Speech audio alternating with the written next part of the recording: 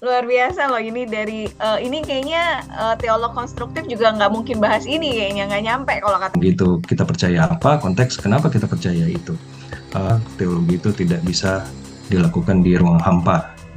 Faktanya dekonstruksi meski memakai istilah beragam telah berulang kali kok terjadi di masa lalu dalam sejarah gereja alternatif berulang kali terjadi bahkan di dalam kisah-kisah di dalam Alkitab yang didokumentasikan bagaimana misalnya cara memperlakukan budak yang berbeda antara kitab Keluaran dan kitab Ulangan misalnya kok seperti ada peralihan gitu.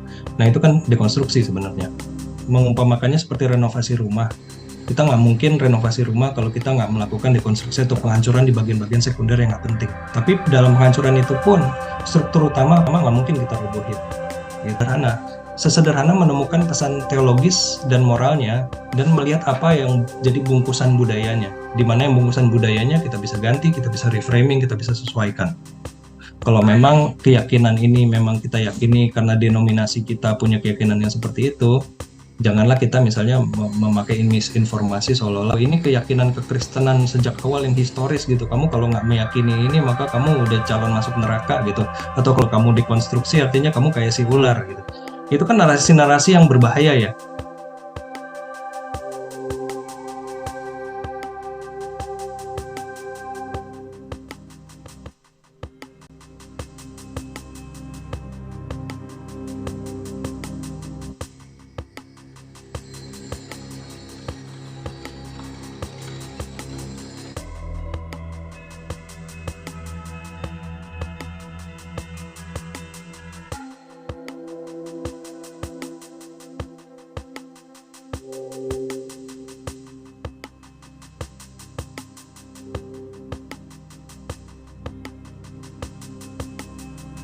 Mungkin dari rekan-rekan di sini siapa yang sudah nonton, siapa yang belum nonton?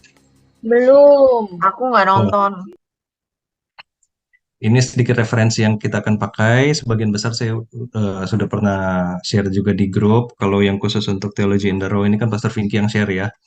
Rekan-rekan juga pasti udah tahu ya kita diskusi hot banget di grup soal konflik di Israel Palestina. Dan yang ke atas ini saya tertarik untuk ngeling dengan podcast ini karena ada bertalian juga antara isu Timur Tengah juga dengan pandangan Premil Dispen yang juga kalau di Amerika ini hot banget dari sepengamatan saya ini sampai sangat mempengaruhi di apa ya stabilitas politik bahkan gitu. Berikutnya juga ada satu podcast dari The Bible for Normal People, isinya respons Pete Enns terhadap artikel yang dikeluarkan oleh The Gospel Coalition yang mengomentari tentang progressive Christianity. Di dalamnya juga ada kritik mereka terhadap dekonstruksi dan untuk dekonstruksi sendiri juga akhirnya saya ngeling dengan podcast yang saya juga baru-baru ini dengar yang juga banyak syarat muatannya tentang kontroversi soal dekonstruksi spiritual, utamanya dalam kekristenan. Di sini juga ada apa ya respon terhadap podcast lainnya yang dibuat oleh 3 orang yang salah satunya kalau nggak salah merilis buku dalam tanda petik menyerang tentang orang-orang yang sedang menghadapi atau menjalani dekonstruksi rohani. Apa kesalahpahaman di dalamnya, apa miskonsepsi di dalamnya dan sebagainya. Mudah-mudahan bisa perlahan semakin jelas ya kenapa saya masukkan referensi-referensi semacam ini ke dalam tema besar kita hari ini, Friends Don't Lie, bagaimana mereconcile, menavigasi antara iman. Saya pakai tanda petik sebenarnya di situ karena iman yang dimaksud juga open for discussion. Bagaimana itu juga berinteraksi dengan relasi kita, relasi dengan keluarga, relasi dengan masyarakat, relasi dengan gereja, dan seterusnya.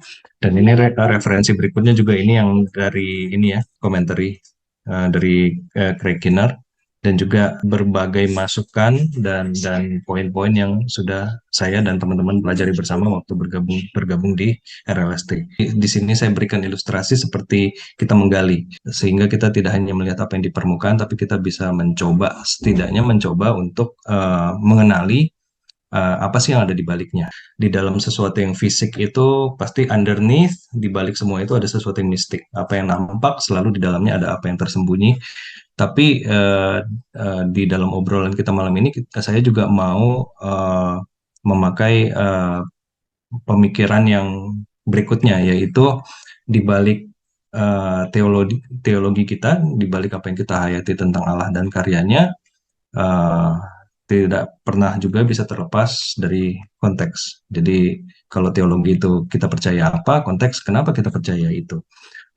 Pasti kita juga sudah sering mendengar ya, kita belajar bersama-sama bahwa teologi itu tidak bisa dilakukan di ruang hampa, ya istilahnya seperti itu. Sedikit disclaimer, jadi kita meskipun dalam bahasan dan referensi-referensi ini kan akan menyinggung beberapa kontroversi ya, tapi kita nggak akan memfokuskan tentang apa isu-isu yang dipertentangkan tersebut ya. Jadi kita nggak akan fokuskan ke apa pandangan kita siapa yang benar, Israel atau Palestina. Kita nggak akan fokuskan ke problematika mungkin dari primal dispen pemahaman itu dan lain-lain. Tapi kita akan lebih berusaha fokuskan apa merefleksikan bahwa apa yang seperti tadi, seperti ilustrasi yang tadi, bahwa kesadaran kita dalam berteologi itu dipengaruhi dengan pengalaman-pengalaman dan kejadian-kejadian di dalam hidup kita. Kita akan mencoba menggali itu lebih dalam. Dan yang kedua adalah no simplification. Saya membuat ini juga dengan kesadaran bahwa realita di dunia kita yang dalam tanda petik broken ini, kalau bisa merefer ke obrolan kita kemarin dari sharing Kotim, Pastor Tim, saya keinget terus gitu akan sharing kemarin betapa dunia kita ini sebegitu kompleks dan brokennya sehingga kadang-kadang kita mau melakukan sesuatu yang baik, sesuatu yang ideal pun sulit gitu ya. Jadi dengan kesadaran itu kita akan coba membahas hal-hal yang akan kita bahas sama-sama nanti.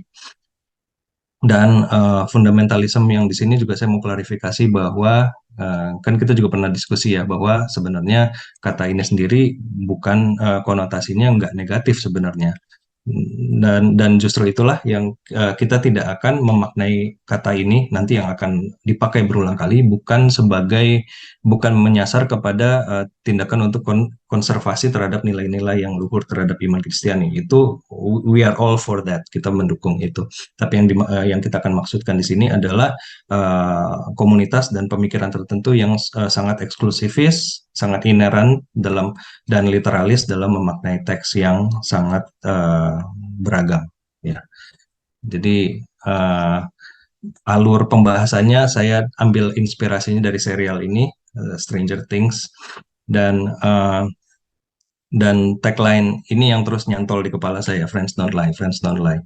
Dan entah mengapa waktu saya diminta tolong untuk membawakan sesi yang berkaitan dengan relationship, kok tagline ini seperti bergaung terus gitu. Dan saya coba merenungkan dan mencari kira-kira adakah sesuatu dari kegelisahan kita bersama tentang iman versus relationship yang bisa masuk di dalam alur narasinya gitu. Si Eleven ini gadis korban eksperimen ini menerima suatu kalimat Friends Don't Lie waktu dari salah seorang teman yang baru dijumpainya ketika dia baru melarikan diri dari laboratorium tempat dia disekap mungkin sejak lahir ya. Jadi dikisahkan setting film ini di tahun era sekitar 70-an akhir, 80-an awal, kurang lebih seperti itu. Saat itu Amerika dikisahkan sedang melakukan serangkaian eksperimen dalam rangka untuk memenangkan persaingan di era Perang Dingin. Jadi salah satu eksperimen yang dilakukan adalah yang kalau teman-teman pernah dengar apa ya kayak teori konspirasi tentang MK Ultra. Jadi eksperimen yang katanya konon dilakukan oleh pemerintah US untuk mengembangkan orang-orang dengan kemampuan khusus telekinesis, menggerakkan sesuatu atau memanipulasi sesuatu, bahkan memanipulasi orang dari jarak jauh. Dan kira-kira Eleven ini seperti kelinci percobaan gitu dalam eksperimen ini, dan dia melarikan diri. Dan Dan yang akhirnya geger dan menjadi kisah yang menarik di dalam serial ini adalah tidak stop sampai ke pelarian si Eleven-nya ini, tapi ternyata ada sesuatu yang bahkan lebih menghebohkan lagi dan mengkhawatirkan lagi terjadi, bertepatan dengan momen di mana dia lari dari laboratorium ini. Dan kata ini disampaikan oleh salah seorang yang teman barunya ketika dia dalam pelarian ini, Friends Don't Lie. Dan sama seperti saya nampaknya, Eleven juga sangat mengembrace konsep ini. Dan setiap kali teman-temannya berusaha melindungi dia dengan apa ya, melakukan kebohongan putih lah supaya supaya Eleven tidak tahu beberapa hal yang menurut mereka akan membahayakan dia. Eleven yang curiga selalu mendesak, but friends don't lie, gitu. Dan akhirnya setiap kali akhirnya dia, teman-temannya terpaksa jujur, gitu. Jadi kurang lebih kita akan membahas ini dalam 6 bagian, seperti mirip alur dalam serialnya di 4 season ini. Jadi Hawkins ini nama kota ya. Jadi di mana kekacauan itu dimulai. Yang kedua, Eleven sendiri berfokus kepada seorang gadis kecil ini yang begitu dia lari, dia juga memiliki instabilitas karena dia dia bingung, karena dia sering dihantui oleh masa lalu, tapi dia tidak ingat persis apa yang terjadi. Dia cuma dapat gambaran sekilas demi sekilas gitu. Dan dengan demikian dia juga mempertanyakan jati dirinya, dia ini siapa dan seterusnya. Dan yang ketiga, upside down. Ini istilah yang nanti kita akan bahas sama-sama. Dan Vecna, siapa nih Vecna? Nanti kita akan bahas juga. Worlds Collide, perbenturan dua dunia. Dan di sini kita akan fokus tentang diskusi tentang rekonstruksi atau juga dekonstruksi. Dan yang terakhir ini menjelang kita nanti akan sharing sama-sama. Ya. Oke, jadi cerita ini dan serial ini diawali kurang lebih ya seperti ini. Hawkins, sebuah kota yang tenang, mendadak digemparkan karena beberapa orang mendadak hilang secara misterius. Dan sebuah laboratorium raksasa menjadi sumber penampakan aneh, ya, di mana ada kejadian-kejadian aneh dan orang-orang mulai hilang di situ. Nah, saya merefleksikan prolog dari serial ini dan saya merenungkan bahwa nggak jauh beda dengan Hawkins. Dunia kita juga diwarnai rentetan-rentetan dalam sejarah perjalanannya kan. Ada perjalanan yang susah ada kejadian-kejadian dan dinamika yang susah kita make sense gitu, nggak rasional. Dan sebagian besar melibatkan ketakutan, kekerasan dan seterusnya. Yuk kita ambil contoh misalnya kontestasi politik yang barusan sedang berlangsung, dan juga yang di US kalau teman-teman ada yang mengikuti juga, yang hot juga sempat di grup kita, kontroversi HAM, konflik Israel-Palestina, dan semua ini kalau kita renungkan, eh, banyak kali gereja kita sebagai gereja juga ikut, mau nggak mau ikut terserap di dalam pusarannya. Entah kita yang sendiri ingin atau kita sebenarnya nggak terlalu ingin, tapi orang-orang di sekitar kita yang mulai dalam tanda petik ribut gitu soal ini. Dan kita juga eh, terpaksa atau dipaksa untuk take sides gitu kan, memihak. Misteri di kota Hawkins ini berlanjut ketika Will Byers, anak berusia 12 tahun, salah satu dari tokoh utamanya ini hilang. Dan kemudian bahkan diumumkan bahwa dia meninggal. Sama seperti beberapa orang yang lainnya. Keanehan mulai muncul waktu Jim Hopper, sheriff di kota ini, mulai penasaran karena dia juga mulai mengendus ada yang tidak beres. Dan ketika dia membobol suatu instalasi penyimpanan jenazah, dia menemukan bahwa ternyata yang dia lihat sendiri sebelumnya adalah jenazahnya si Will, ternyata tiruan, semacam boneka gitu, tapi dibuat sangat realistis. Tidak kalah anehnya lagi, kemudian Ibu Will mulai bertingkah seperti orang yang halusinasi gitu ya. Dan sebelumnya Jim Hopper ini sempat berpikir bahwa mamanya Will ini depresi karena anaknya kan meninggal ya. Tapi dia mulai mendengar pengakuan ibunya ini bahwa seolah-olah dia bisa melihat si Will ada di dalam tembok rumah. Dia bisa mendengar atau menangkap isyarat seolah-olah Will sedang berbicara dengan dia melalui flickering kedip-kedip lampu di rumah gitu. Jadi di dalam segmen cerita ini nih sangat mirip-mirip, jadi mulai intro kisah horor gitu ya. Nah, jika ditelusuri beberapa konflik berikut, kita akan bahas 3 contoh kasus. Kita akan ambil 3 contoh kasus juga terkait dengan referensi tadi, bahwa di dalam dinamika di dalam contoh kasus yang nanti kita akan coba renungkan sama-sama, ada aspek dimensi di balik tembok, sama seperti pengalaman mamanya Will ini, gitu. Bahwa di balik semua yang terjadi secara fisik, konflik dan lain-lain, ada aspek keyakinan spiritual, bahkan narasi apokaliptik. Bisa kita maknai secara general awam, gitu, dalam tanda petik awam, berkaitan dengan akhir zaman, kiamat, dan seterusnya, atau mungkin kita yang sudah sedikit belajar lebih banyak, ya kita tahu sama-sama ya, ini sebenarnya bicara tentang sesuatu yang tersirat di balik segala sesuatu. Kita akan melihat konflik panjang di Timur Tengah, instabilitas politik selama dan pasca Perang Dingin, dan juga berfokus pada debat dan konflik antara arus dekonstruksi dan fundamentalisme dalam kekristenan. Oke, kita masuk ke bagian 2. Siapa sih Eleven ini? Gitu. Dia merasa bingung akan jati dirinya. Tapi selain dia bingung, dia bukan cuma seorang gadis yang bingung, dia menyimpan kekuatan yang luar biasa. Ya. Jadi di dalam pelariannya ini, kenapa dia bisa berlari terus? Karena setiap orang mencoba menangkap dia, berakhir dengan mengenaskan. Jadi inilah gambaran si Eleven yang misterius ini, yang goyah, yang kebingungan, tapi juga menyimpan potensi di dalam dirinya yang eksplosif. Gitu ya. Nah, melihat si Eleven ini, saya juga merenungkan bahwa gereja selalu, kita tuh memiliki ingatan samar-samar tentang satu, kisah muasal kita, asal muasal kita, yang membacakan juga secara samar. Nomor dua, kisah kita ke depannya. Kita belajar sama-sama dulu di RLST bahwa historical Christianity, bahwa yang idealnya itu adalah kita melihat ke belakang untuk terus bisa berjalan ke depan. Dan saya yakin, saya percaya ini juga yang saya alami baik secara individu maupun kita bersama sebagai gereja. Kita bertanya-tanya, kita mencari, kita menemukan sedikit tentang siapa kita di belakang, di masa lalu, dan kita juga dalam perjalanan kita ke depan. Dan dua aspek itu, depan dan belakang, terus berdialog. Dan tak jarang saat siapa kita itu kita temukan, tak jarang waktu kita berinteraksi dengan dunia ini, ada energi yang dorman yang tersimpan di dalam diri kita sebagai pribadi maupun sebagai gereja, seperti Eleven juga, meledak. Gitu. Dan dia membentuk suatu retakan, membentuk suatu dent, membentuk sesuatu yang baru di dalam dunia ini, for the better or for the worse.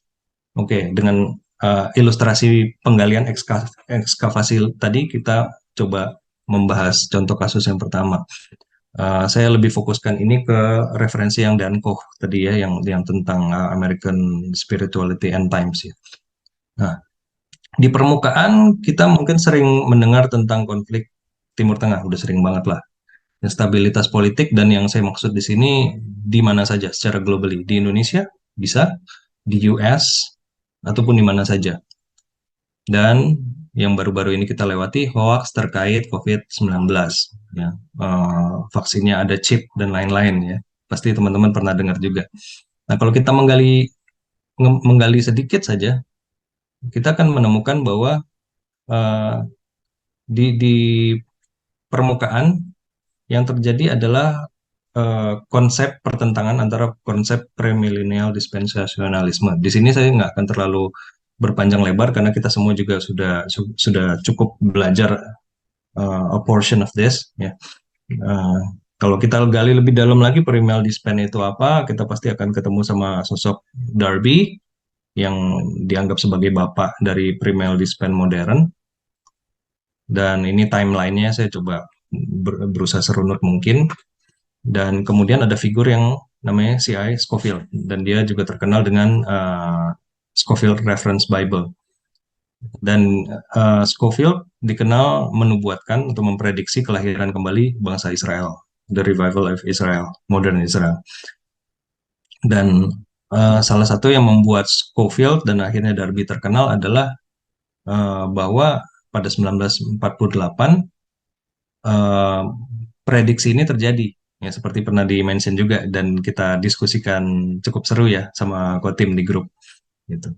Jadi gimana nih kita memaknai bahwa ini nubuatan ya, kalau kita bisa bilang nubuatan ya, nubuatan ini terjadi loh gitu kan. Lalu di tahun 1995 muncul novel Left Behind. Nah, kita semua juga udah sering dengar tentang ini, yang akhirnya diadaptasi jadi film. Yang to my surprise, waktu saya belajar tentang Premil Dispen sama RL maupun dengan teman-teman yang lain, ternyata peran Left Behind ini kuat sekali ya di dalam pemahaman tentang pemikiran tentang pre-tribulation, tentang rapture, dan sampai bagaimana dia bisa membentuk politik dunia sedemikian rupa sampai kita bisa melihat hal-hal yang di atas ini, konflik Timur Tengah, instabilitas politik, hoax yang begitu rupa pas masa pandemi dan seterusnya. Dan semua ini eh, satu seri novel ini punya peran yang ternyata kuat sekali gitu. Ya, buat saya ini mengejutkan. Dunia bisa jungkir balik oleh novel ternyata. Di podcastnya Bible for Normal People dengan Dan Cox sebagai narasumbernya, dia memberikan yang dia sebut sebagai research-nya dia, bahwa kalau ditarik ke belakang sedikit sebelum Left Behind ini rilis, ini kan salah satu penulisnya adalah Tim LaHaye ya. Jadi Tim LaHaye ini dan beberapa figur-figur kunci di dalam kegerakan dispensasionalisme ini, dan juga pernah serangkaian nama juga kalau nggak salah pernah disebut Kotim juga di salah satu matkul RLST waktu itu. Mereka ini waktu Left Behind rilis itu sudah di dalam masa di mana mereka secara karir, secara usia segala macam sudah settle dan sudah punya pengaruh. Tapi ketika kita tarik ke belakang, orang-orang ini kebanyakan adalah orang-orang yang baru lahir baru pada usia belasan atau usia 20-an di masa ini yang di sebelah kanan yang saya kasih simbol hati ini. Mereka baru kenal Tuhan di era pasca Perang Dunia Kedua. Di era Perang Dingin dimulai, di era di mana terorisme itu mulai marak, di era di mana ada krisis nuklir. Kalau teman-teman juga pernah dengar tentang Kuba Missile Crisis, dan yang kita rasakan sampai di pekarangan rumah kita ini ya salah satunya tragedi G30 SPKI. Kalau kita punya analis atau punya konspirasi talk kan, kita juga bicara tentang intelijen asing, kita juga bicara tentang uh, dan ternyata terkait sama Cold War, terkait sama Perang Dingin. Dan semua suasana ini dirasakan juga di Amerika, tempat di mana pemikiran konsep-konsep ini mulai lahir. Dan kalau teman-teman pernah nonton film Bridge of Spies, ini juga terasa sekali dibintangi oleh Tom Hanks ya waktu itu.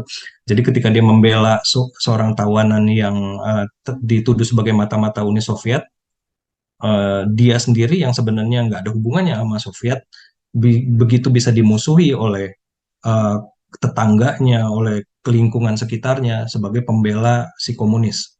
Nah, dan ketegangan yang sedemikian rupa pada periode-periode inilah yang melahirkan attachment secara kejiwaan bagi generasi ini untuk memaknai bahwa kayaknya dunia udah dekat kepada kiamat ya gitu.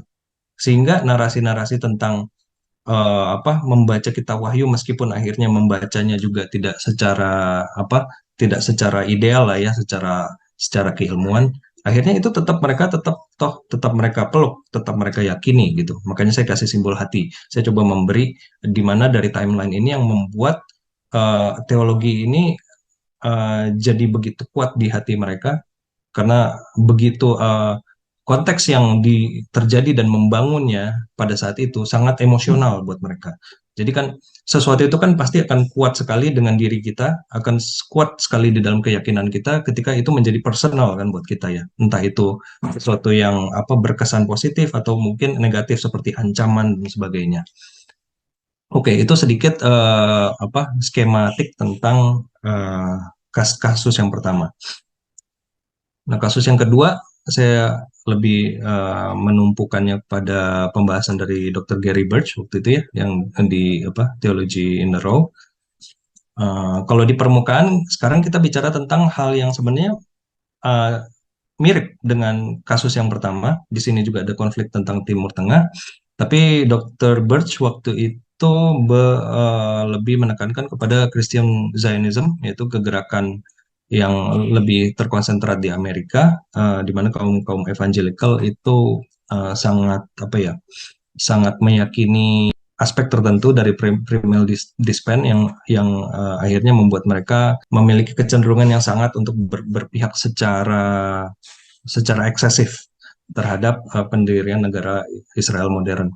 Dan ini yang kita akan kenal sebagai Christian Zionism, Zionisme Kristiani, dan juga modern prophets. Di sini juga ada dibahas sedikit tentang kecenderungan kekristenan modern untuk punya sempalan-sempalan mungkin, atau bukan sempalan, mungkin di mainstreamnya juga ada yang sebagian punya tendensi untuk memaknai inti dari kekristenan itu sebagai rangkaian-rangkaian dari ramalan, bukan rangkaian-rangkaian dari nubuatan yang tergenapi gitu. Jadi fokusnya selalu ke nubuatan nabi-nabi zaman modern, kurang lebih seperti itu. Dan ketika kita mau mencoba menggali apa sih konteksnya, apa sih yang terjadi di sekitar kelahiran pemikiran ini, kita juga akan melihat Darby meskipun sedikit. Tapi juga yang lebih ditekankan adalah bangkitnya kegerakan evangelicalism di Amerika Serikat, dan ini juga bicara tentang angkatannya Billy Graham dan seterusnya. Jadi bukan cuma yang karismatik atau yang dispensasionalis saja gitu. Dan di sini Dr. Birch argues that kebangunan-kebangunan rohani ini juga diwarnai dengan konsentrasi emphasis yang cukup kuat pada hal eskatologi. Ya. Bagaimana kalau kamu mati malam ini, kan? Apakah kamu sudah menerima Kristus? Ya. Bagaimana kalau hari ini Yesus datang kembali? Jadi itu yang selalu jadi poin provokasi gitu ya, untuk memancing orang membuat keputusan untuk konversi gitu. Dan akhirnya ini yang saya beri simbol hati lagi adalah sesuatu yang akan we will take this personal kalau ini terjadi sama kita. Jadi di menjelang atau di sekitar kebangkitan-kebangkitan rohani ini, apa sih yang lagi terjadi di sana? Di sana ada akhir Perang Dunia Pertama, dan di sekitar itu terjadi pandemi flu. Kalau dibandingkan sama COVID, hari ini COVID nggak ada artinya, karena saya baru Wikipedia tadi sore, estimasi kematian yang tercatat di COVID-19 itu 7,720.000 sekian.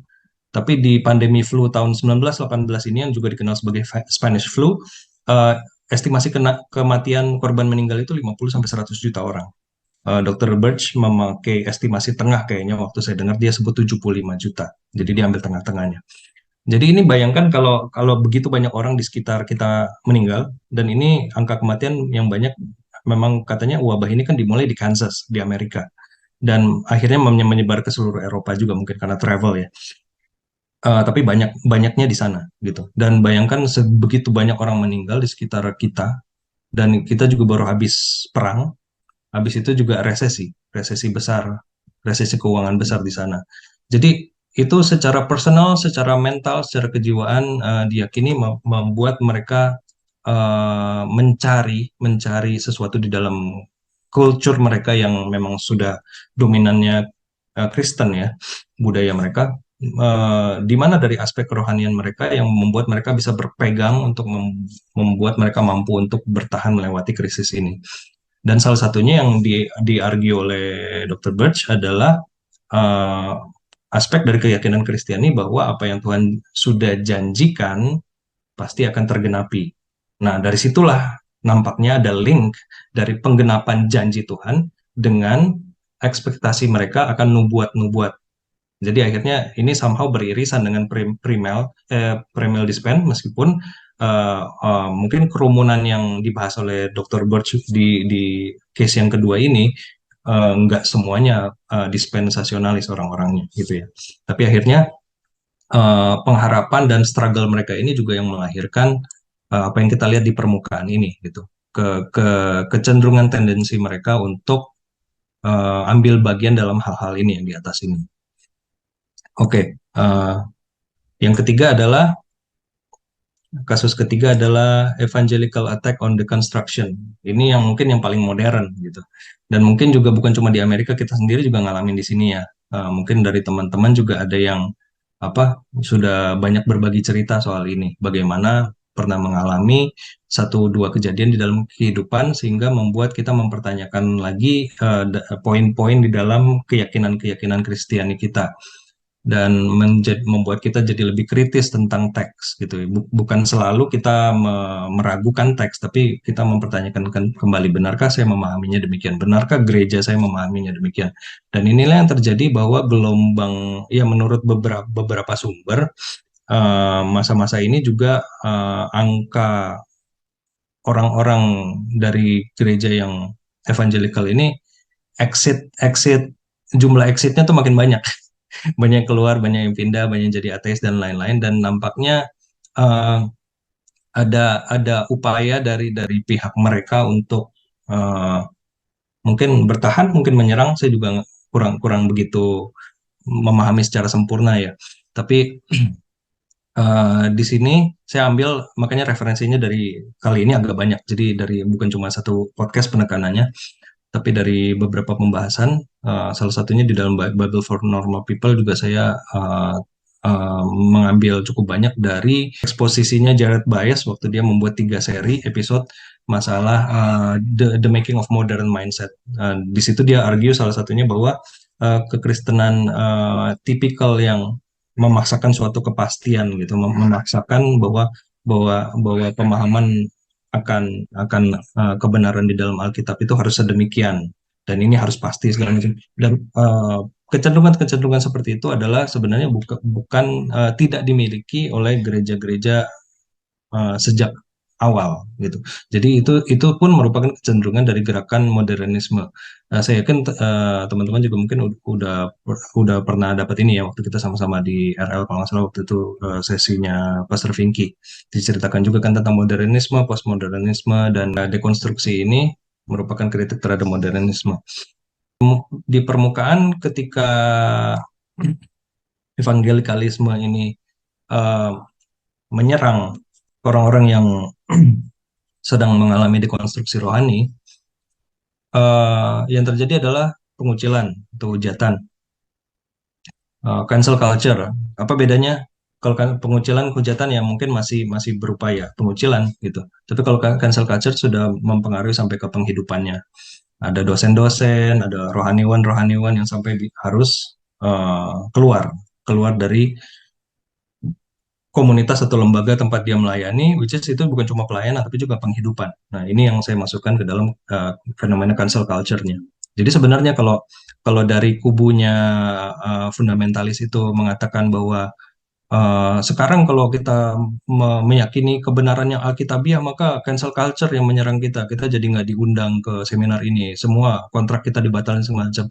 Sebenarnya this happen both ways. Jadi orang-orang yang sedang mengalami pergulatan iman juga, waktu mereka memberanikan diri untuk bertanya, mereka juga di-cancel sama gereja mereka. Jadi sebenarnya ini kalau dikatakan bahwa cancel culture itu cuma menyerang orang-orang yang dalam tanda petik berpegang kepada kebenaran firman, itu juga nggak fair. Itu juga nggak, menurut saya nggak realistis ya. Kenyataannya nggak seperti itu. Dan akhirnya polarisasi dan rise of fundamentalism gitu. Meskipun dunia kita adalah dunia yang sudah berkembang, semakin pintar, semakin modern, semakin semakin dan lain-lain ya. Saya kok mengamati bahwa fundamentalisme ini akan tetap punya ruang gitu.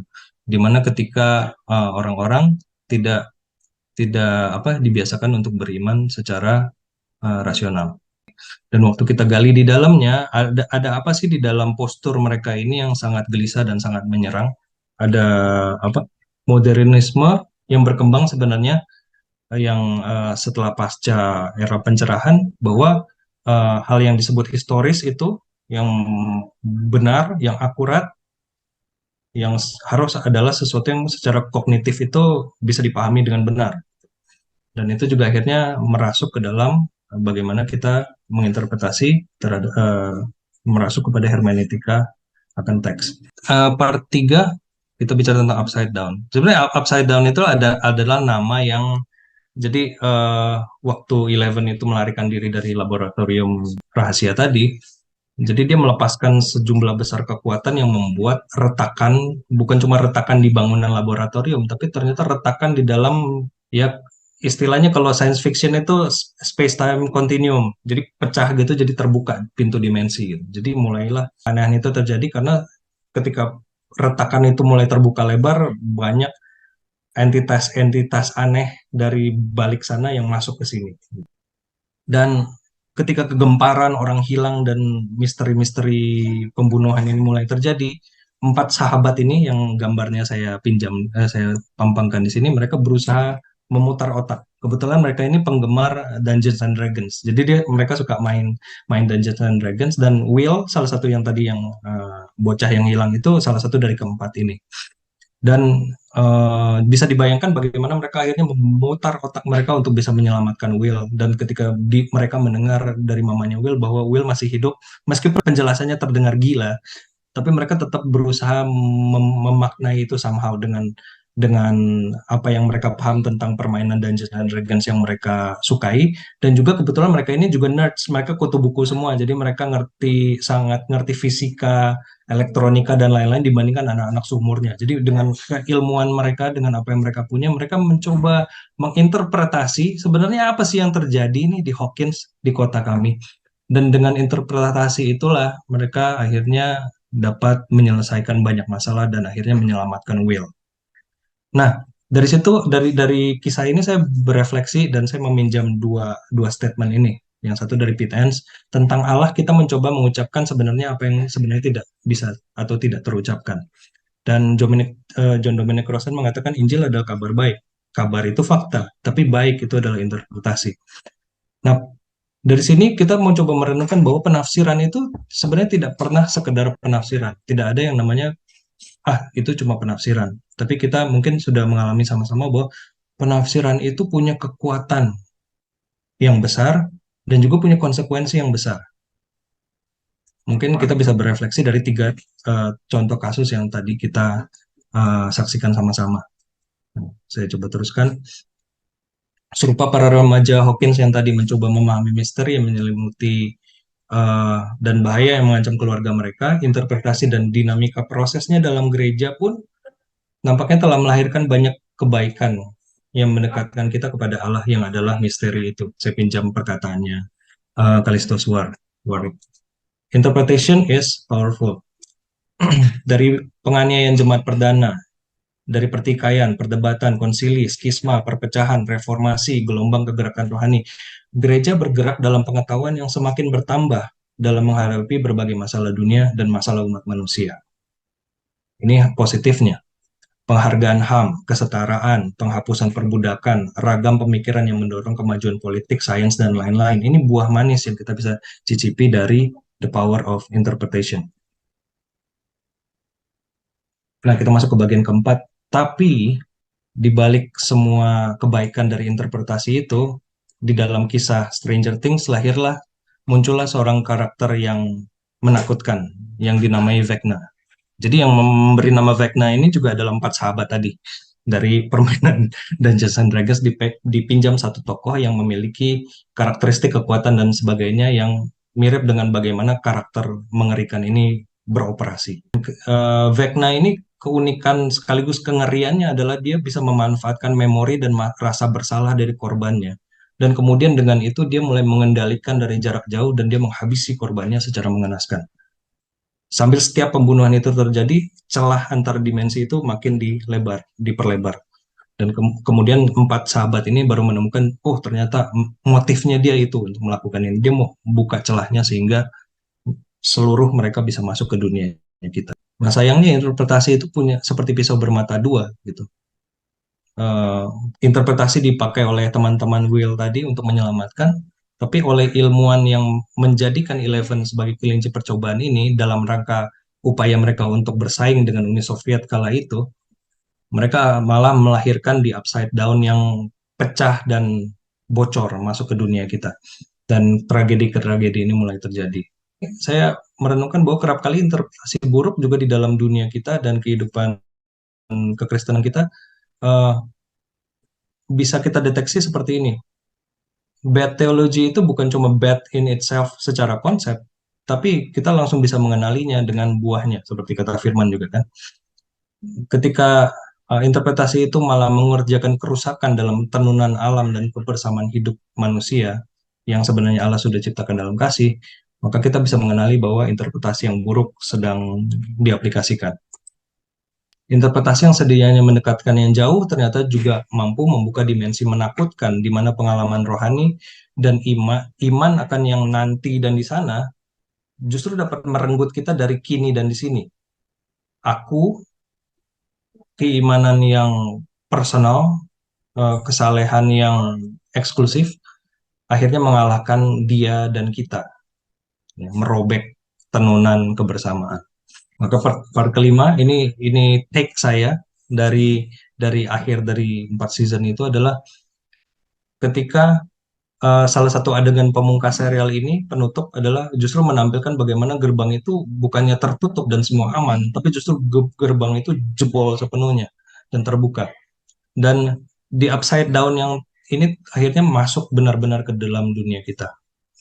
Ketika kenyataan yang tidak diharapkan dari proses penemuan, dekonstruksi, dan rekonstruksi spiritual menjadi akhir yang seolah rasanya menggantung, termasuk bagi kita dan gereja, disinilah kisah yang sesungguhnya dimulai. Kalangan tertentu menganggap dekonstruksi sebagai gerakan baru yang mengancam iman yang benar atau historical Christianity.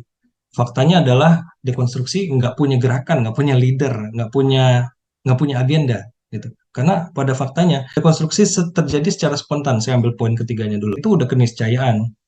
Ketika pemahaman kebenaran yang bagi kita yang dominan di tradisi Protestan itu yang kita maksud adalah Alkitab mengalami disonansi atau kok nggak cocok ya waktu saya mengalami ini di dalam konteks hidup saya sekarang kok ini nggak cocok gitu. Kalau saya ditanya secara pribadi saya memaknai dekonstruksi itu secara simpel kok. Gitu.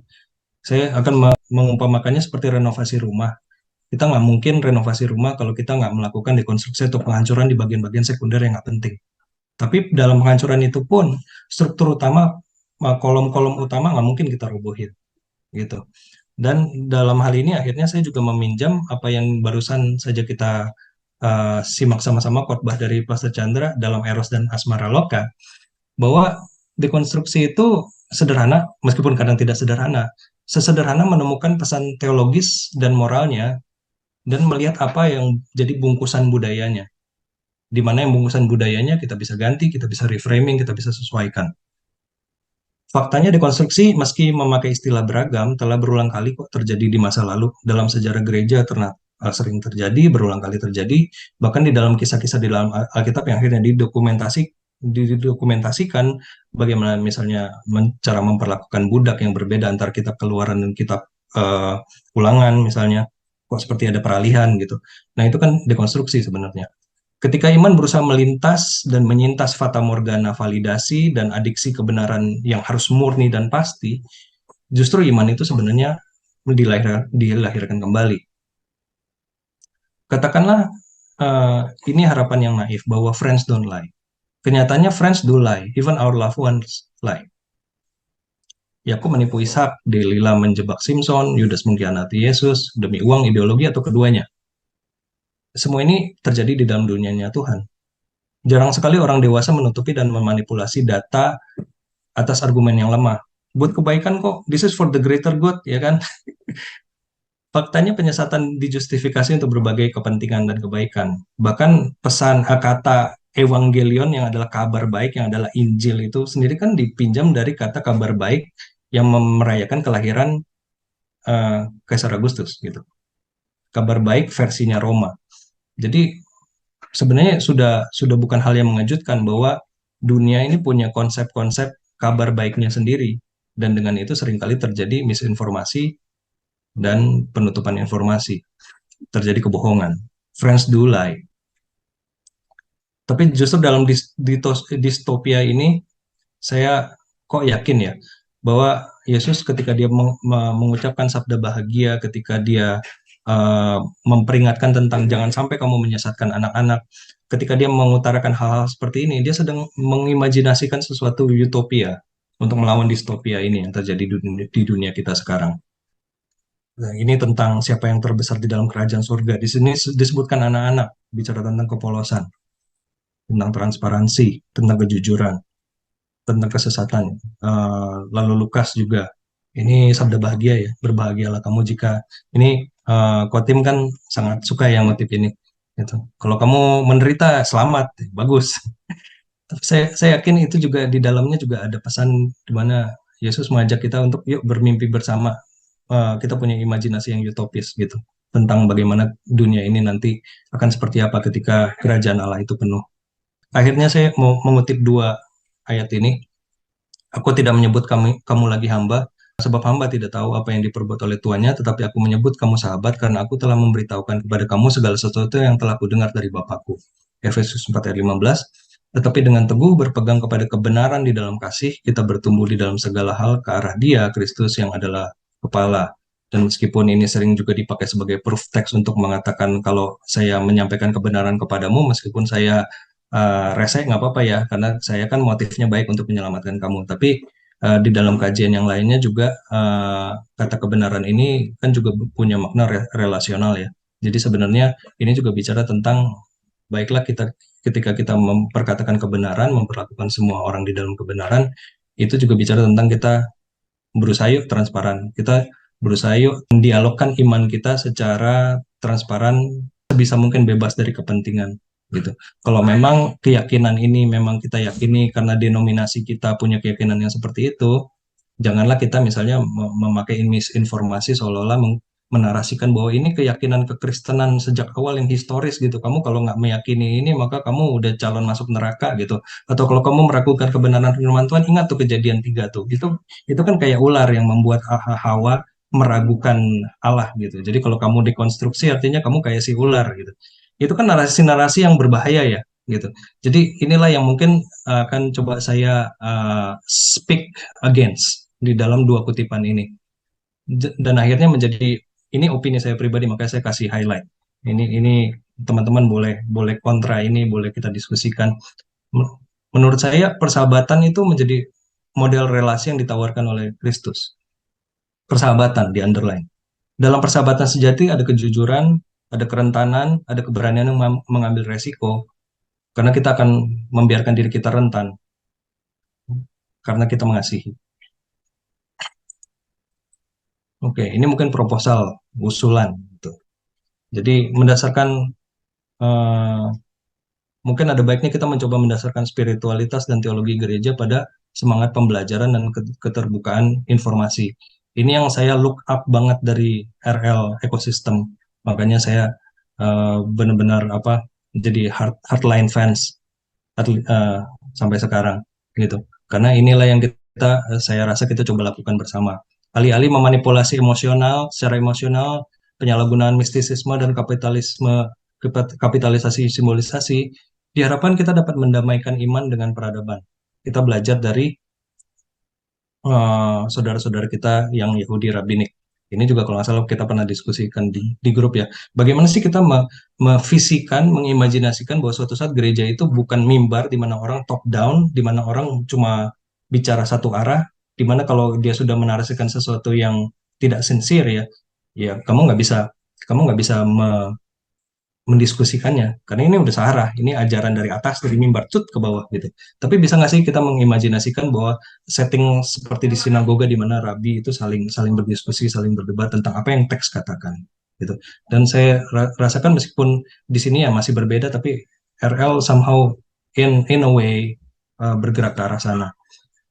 Dan dalam budaya etos ini usulan saya yang tentunya saling berinteraksi dan saling mempengaruhi dengan usulan edukasi tadi.